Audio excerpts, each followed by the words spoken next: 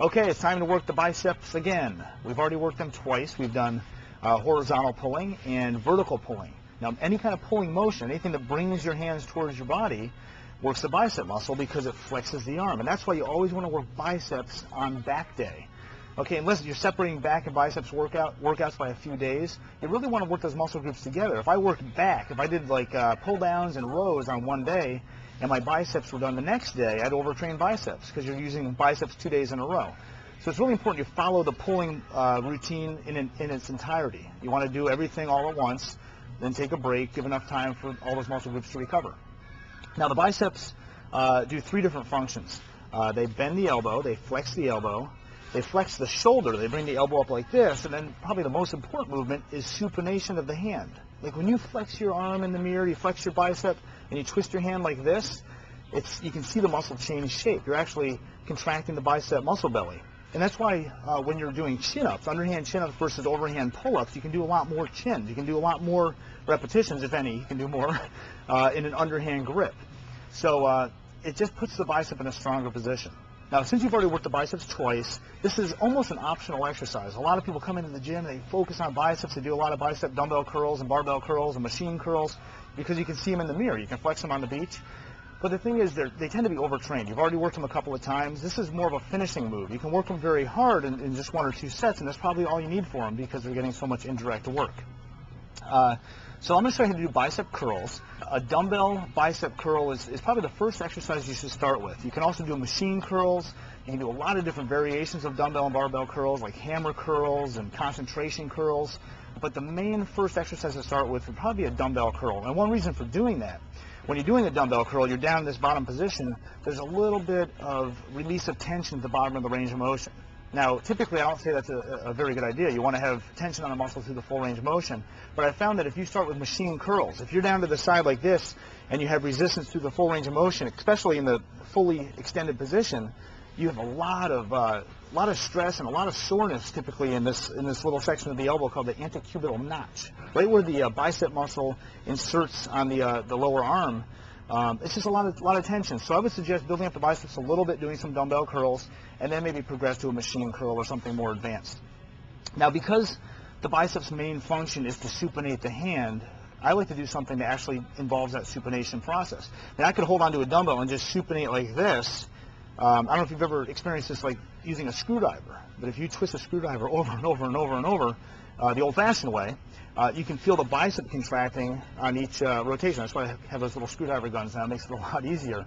But to provide resistance for supination is one of the key methods for working biceps. So let me grab a couple of dumbbells here. Actually, let me show you with one first.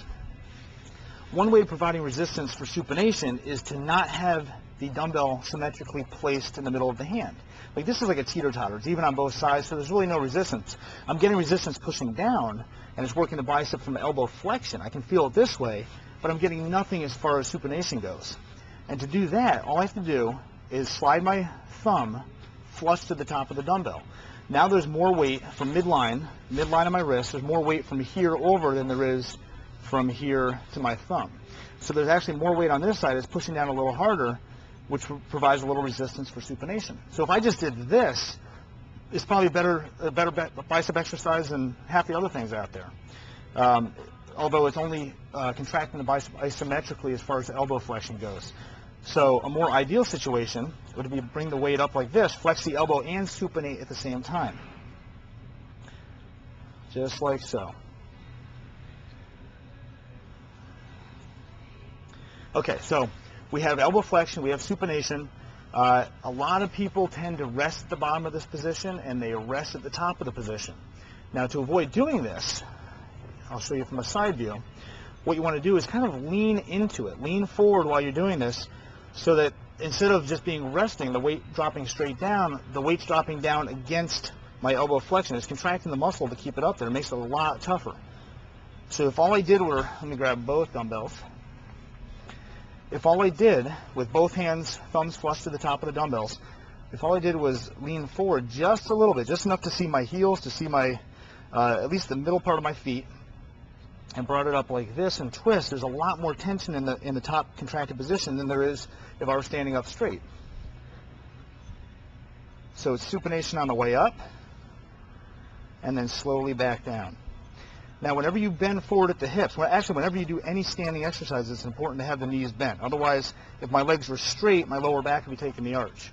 And I've had enough lower back problems as is. So knees slightly bent, bending forward at the hips, looking down at the feet. You're going to bring it up, supinate.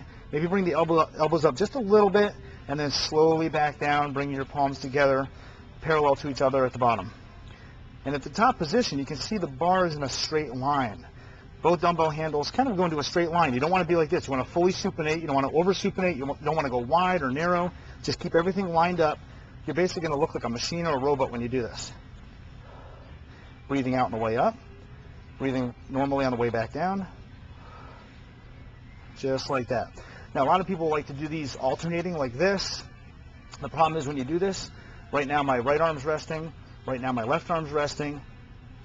Once again, right arm's resting. And even like this, if you did them simultaneously, the concentric, the contraction bringing the weight up, and the eccentric, letting the weight back down, are the same time. Now remember, you want to bring it up at a 2 or 3 second count and down at a 4 or 5 second count, but if you do this simultaneously, both directions are going to be the same time interval. So it's really better just to use them both together at the same time, like this. Or if you really want to focus on one arm versus the other, do one arm at a time. Put down the weight, do the other arm.